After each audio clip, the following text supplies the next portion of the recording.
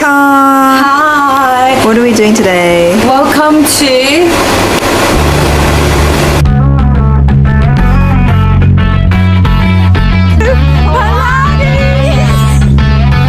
Lord's Guide is so good. Mình nghĩ là mình có cái vấn đề.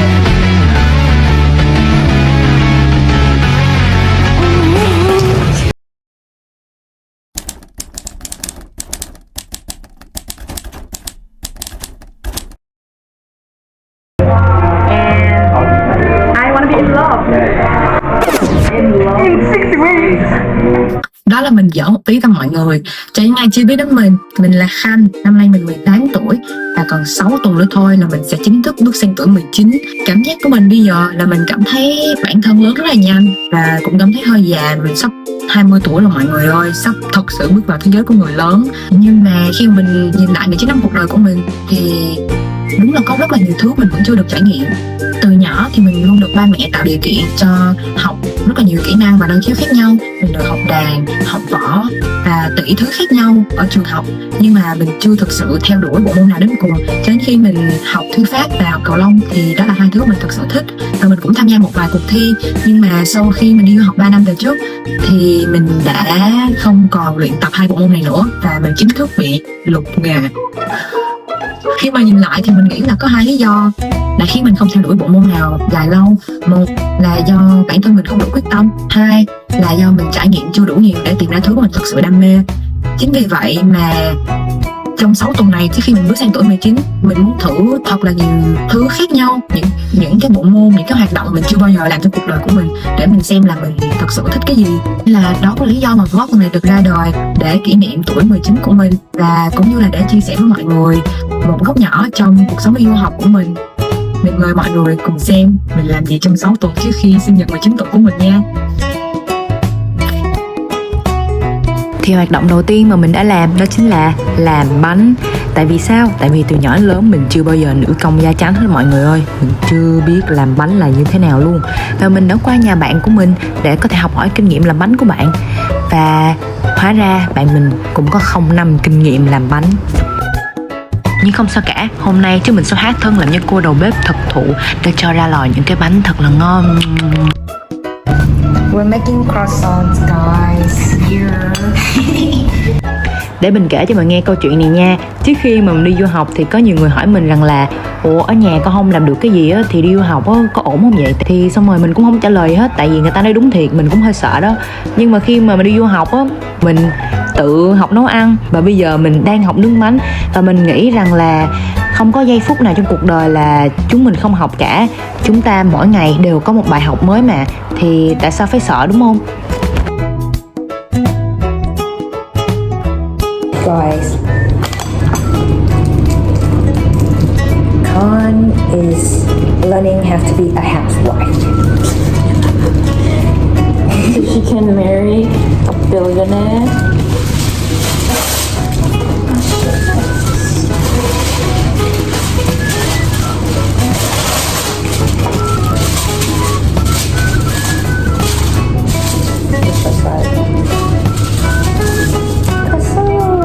Từ ngày mình đi du học thì mình cảm thấy là mình lớn lên rất là nhiều.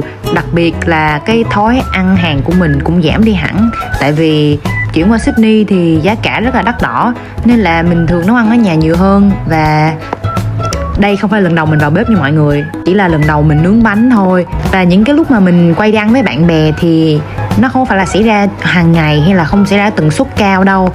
Chẳng qua là khi nào mình đi chơi thì mình sẽ quay. Nên là mình nghĩ là đi du học thực ra là một cái trải nghiệm rất là quý giá, vì nó cho mình nhận ra rằng là muốn ăn thì phải tự lăn vô bếp.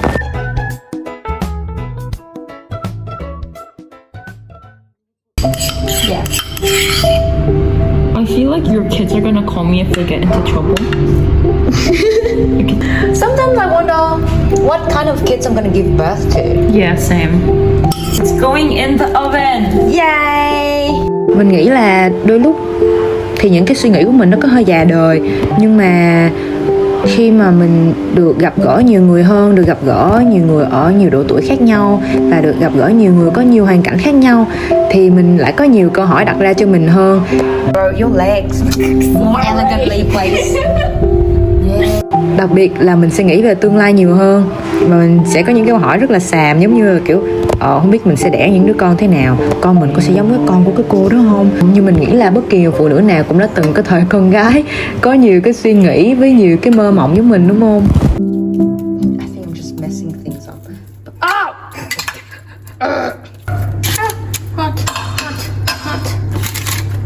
Hot. Bro, you're gonna get salmonella! What are you doing? Oh no. Yeah. R.I.P. Con.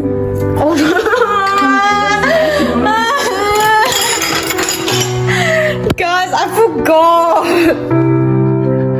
I forgot there's an egg crisis.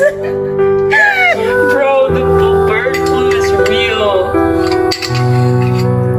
No, if we're just a little bit, my immune system can fight it off. That's okay. Just drink some more water.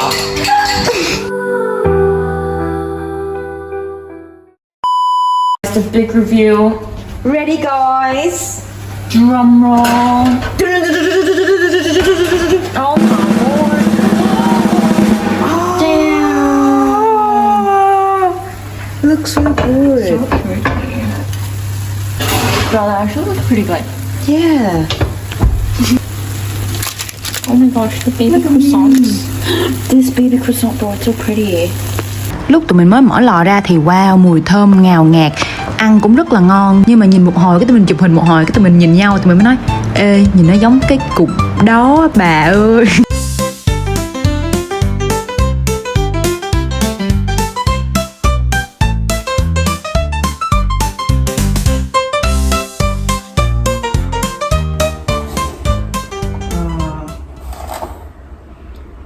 Một phần hai thôi mọi người ơi, trời ơi. Mệt mọi người ơi, mình mệt quá rồi. Trời, mình chưa làm luôn. Ủa khi nào mới đủ giờ, khi nào mới đủ 1 phần 2 giờ? Không biết luôn á. Ôi nhìn đủ mọi người ơi, trời ơi tôi mệt quá nè. Trời ơi, ăn cái này tiểu đường cho bà nội luôn. Bỏ bớt luôn. Nhiều quá rồi.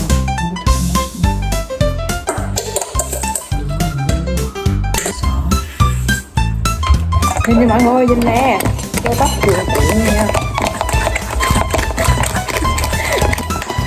Nhìn thấy không, nhìn thấy mọi người, thấy không, thấy.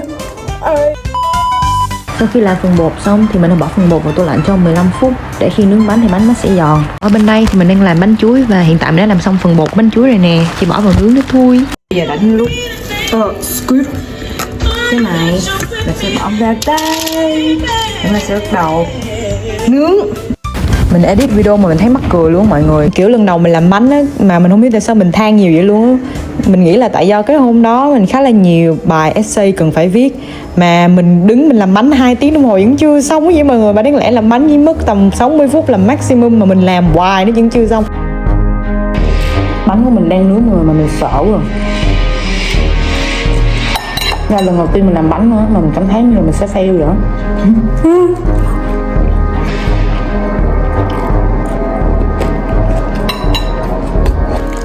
Mọi người, mình nghĩ là có cái đó nó hơi sai mọi người, mình mới kiểm tra mấy cái bánh quy của mình. Thường thì chỉ nướng 10-15 phút thôi là được rồi, mà mình nướng nãy giờ hình như là cũng 20 phút rồi đó, mà nó vẫn chưa có được đó mọi người. Mọi người, mình nghĩ là mình có một cái vấn đề.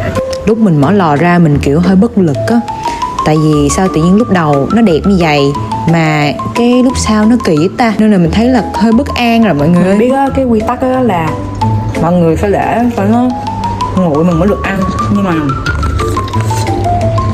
mình hồi hộp của mọi người, mình rất là sợ mình bị fail mà mình đang ăn. Và mình nghĩ là mình đã thành công với mọi người. Có sô-cô-la và mình có bỏ thêm một tí hạt dẻ cười vô nữa. Ủa, mình sẽ loại hạt ốc chó. Rồi mình sẽ nướng lô bánh số 2.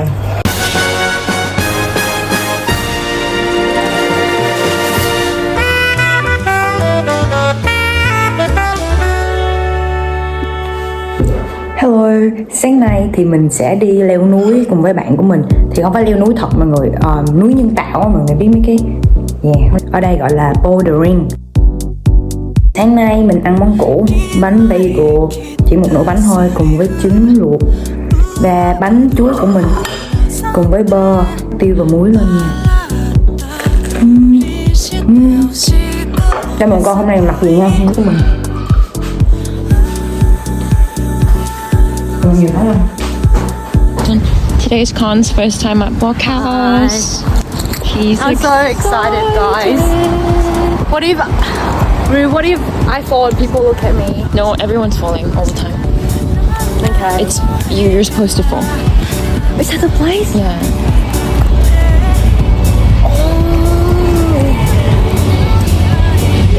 Yeah. This guy's first-hand experience. Like I've never seen a bouldering place before. Okay.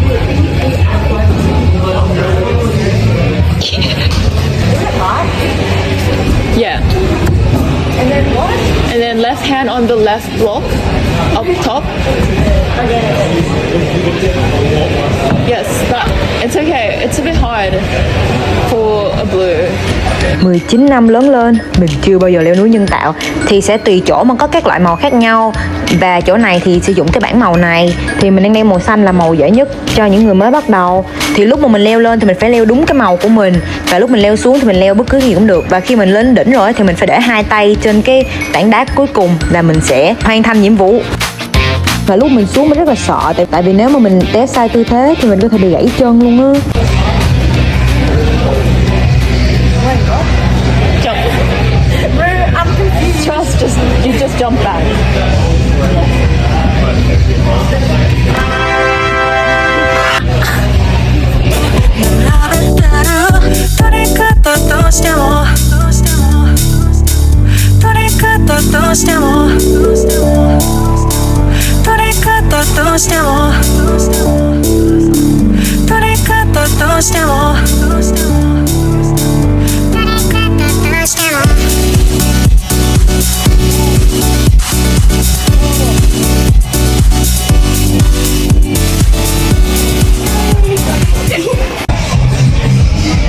Let's go, you got this.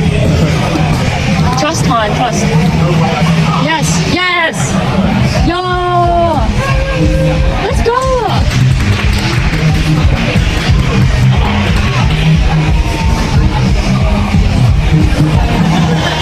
Bro, good job!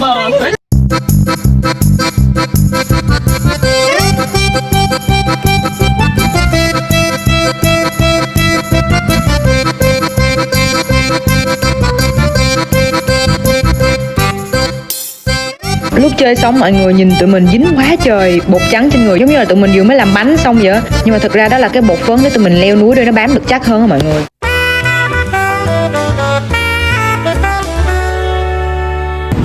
Hello mọi người, hôm nay tụi mình sẽ đi Pilates. It's gonna be in your vlog. Yeah. Okay, let's do it again. Do it again. I don't look very excited. Okay, take two. Hi guys, we're going to Pilates. Guys, no. Going to Pilates. Oh yeah, okay, yeah, okay. Hi guys, we're going to Pilates. Shout out to Rue. Follow me at Rue's Archives. Oh, okay, yeah. Oh, yeah, guys. Follow Rue's Archive, guys, because she's gonna be an influencer. Across her forehead right now. Yeah. Right. If No, move your hand. Yeah, there. your boobs. So far. Rue's Archive. Rue's Archive. Wow. Nice ass. But why is it so... No, BBL gone wrong.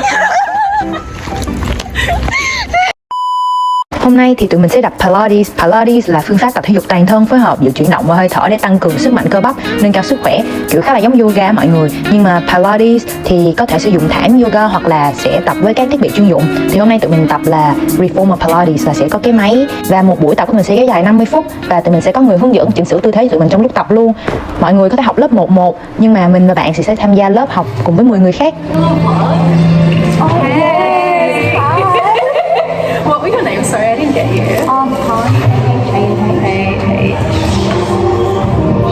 Thì đây là cái máy reformer, xung quanh máy reformer thì sẽ có những cái tạ đơn mini như thế này. Và mình thì đang ngồi trên cái thanh trượt, và ở trên thì sẽ là có những cái dây lò xo để tăng độ khó dễ. Left hand is down, we've got our strap behind us. Kind of look like this. Yeah. Just chilling. Don't worry about your legs for now. We're going to do our arms. Arms go straight up to the sky. Beautiful. We're going to give the carriage a high five. Exhale, you press your hands down. You go smack. High five. You come back up. Beautiful. Exhale, press. High five. Bring it back up. Beautiful.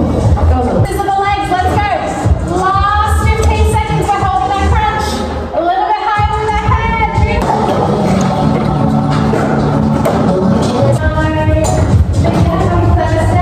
See you next time. Everybody.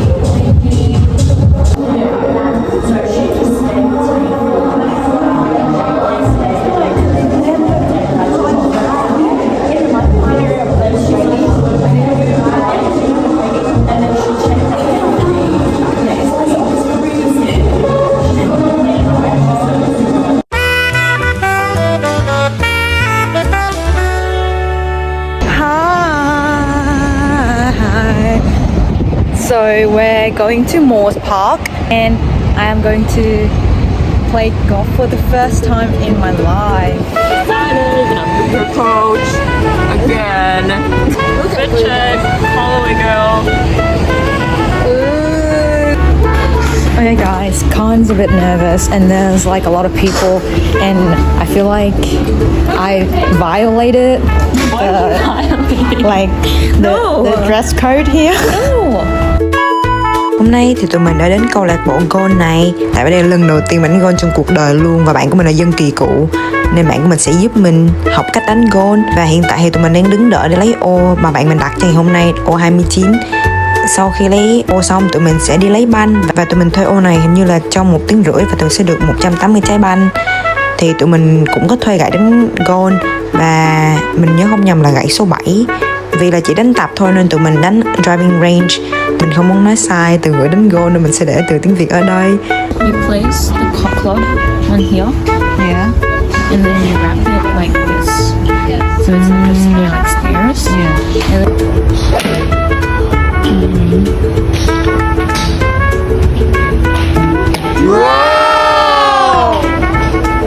Và đây là mình lúc tập đánh nè mọi người. Đây là mình đánh lần đầu tiên nha, nên đừng phán xét.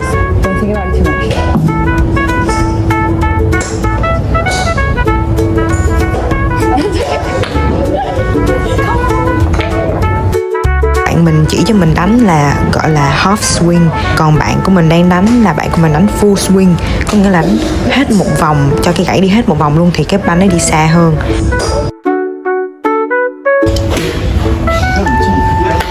Wow.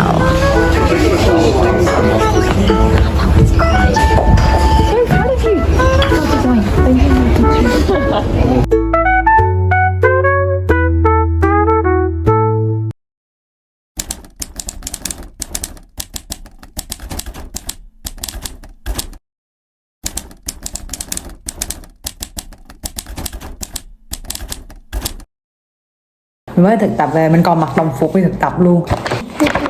Đây là quà sinh nhật của ba mẹ mình tặng cho mình năm nay. Mình đã mua iPhone 16 màu xanh lá cây. Ba mẹ mình ở xa, mẹ mình không tổ chức sinh nhật cho mình được. Và vì điện thoại cũ của mình đã xài được 4 năm rồi và nó cũng đã hết dung lượng. Ba mẹ mình thấy tội quá nên ba mẹ mình nói mình mua điện thoại mới luôn. Điện thoại cũ của mình chỉ có 128GB thôi, nên hôm nay mình đã mua iPhone 16 với 512GB. Màu xanh này đẹp lắm luôn á mọi người, kiểu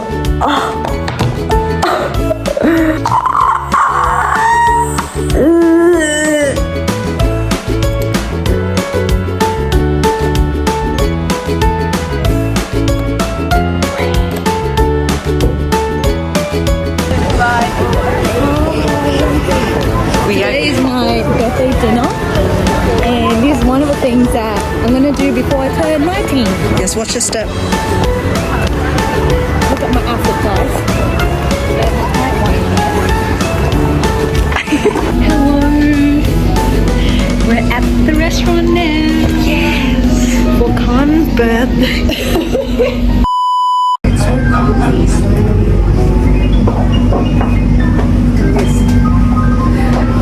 Khan. Oh wow.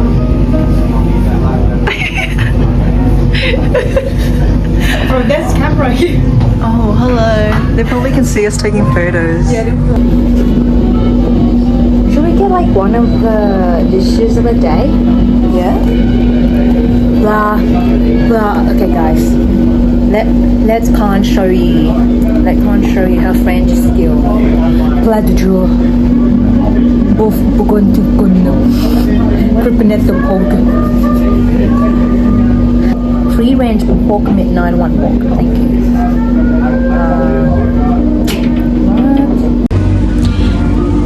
Bouillon le sorry, no. Bouillon le entrecote. Huh? What are you reading? The name of the restaurant. Oh my god, imagine if it's like they can see us but we can't see them. Oh my god, like can you Can't I don't like this table. Happy birthday to you. Oh yeah. Lights are bright, the cake is high. Candles lit, we'll watch them fly. Oh my. It's a gift card. Let's come up guys.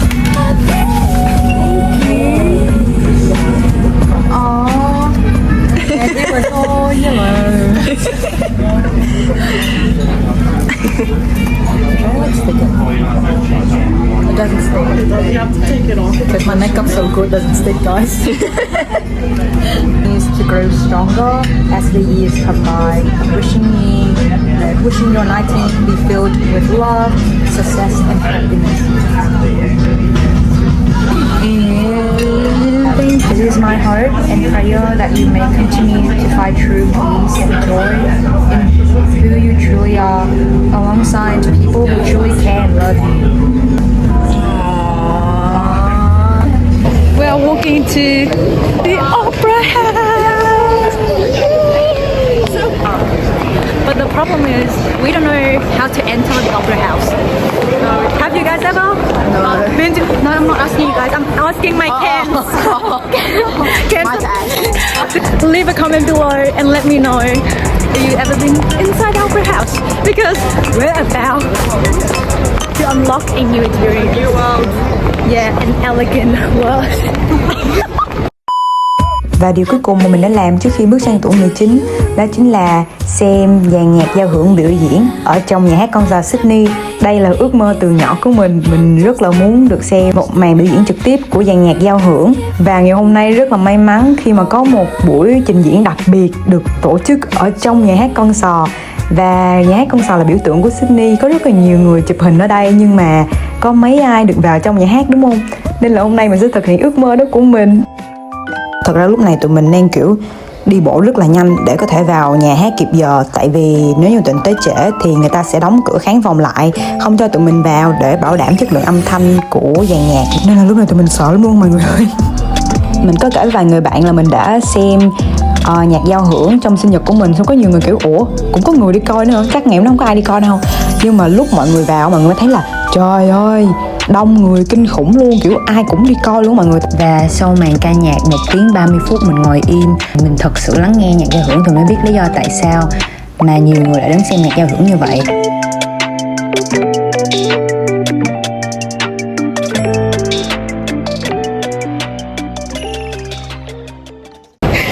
Tell me about your first time in the Opera House, inside the Opera House. It was massive. Like actually, I went in and I was like, oh my gosh. On a scale from 0 to 10, Yes. how's the experience? Experience, I think like a solid 6. I mean, maybe because I have a headache now. So I Yeah, it's not as enjoyable. I think it's like a 7.5. What makes it a 7.5? Because like the experience was nice, but because we were rushing, so I feel like if I can take more time and like see the view and like actually pay attention to the details around me. But because we were like rushing, we couldn't even get the booklet. Like if we got a booklet, we could just have read the booklet during the orchestra. Yeah, that's true. And like we can get to know the music and like listen to the music. But we couldn't. And I was like, I really want to know what it is. You know, I was gonna ask the person next to me, can I read your book? Me too. Yeah, so we're reading about the artists. It's actually really nice, guys. We're lucky.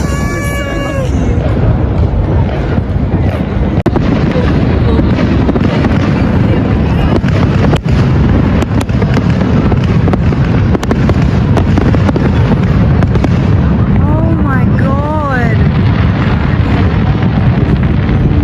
That was so beautiful. That was for Khan. That was for your birthday.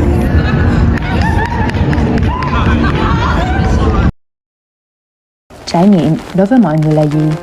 Mình từng nghĩ trải nghiệm là phải tự mình thử thật nhiều điều mới, phải đến thật nhiều vùng đất lạ, phải dùng vật chất mới có được trải nghiệm. Hóa ra trải nghiệm còn là những cảm xúc mình chưa bao giờ có, những lần con tim tan vỡ đầu đời, những bữa ăn ngon làm bản thân mình tự hỏi rằng ba mẹ đã được thử chưa, những cái ôm an ủi từ những người xa lạ, những giây phút tủi thân nhưng nhận ra đây từng là ước mơ lúc nhỏ của mình. Khi còn bé, mình từng tin bản thân là một người ù lì, thiếu kỹ năng sống vì mọi người xung quanh đều nhận xét mình như vậy. Có người từng nói rằng mình lớn lên chắc chẳng làm được gì to lớn. Bây giờ mình đã 19 tuổi, mình không còn là người ù lì nhút nhát lúc đó nữa. Tất cả là nhờ những lời nhận xét không hay đó đã trở thành động lực thôi thúc mình nỗ lực học tập, tham gia nhiều hoạt động hơn và mạnh dạn theo đuổi ước mơ của mình. Giờ đây, những trải nghiệm dù hạnh phúc hay buồn tủi, hay tự hào, hay thất vọng đều rất vô giá đối với mình, vì nhờ có những trải nghiệm đó mới có mình của hôm nay. Mình mong rằng video của mình có thể truyền cảm hứng cho ai đó. Hãy cứ ước mơ, dù lớn hay nhỏ, bởi chính những trải nghiệm tụi mình chọn lựa hôm nay sẽ tạo nên tương lai của ngày mai, chứ không phải những lời nhận xét từ người khác. Cảm ơn mọi người đã xem hết video của mình. Chúc mọi người có một năm mới an lành.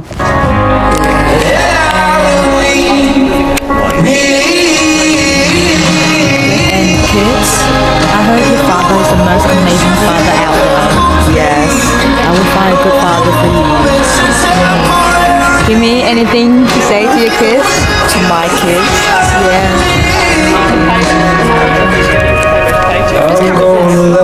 New camera. No, my mind blank. Thank you for watching. Bye.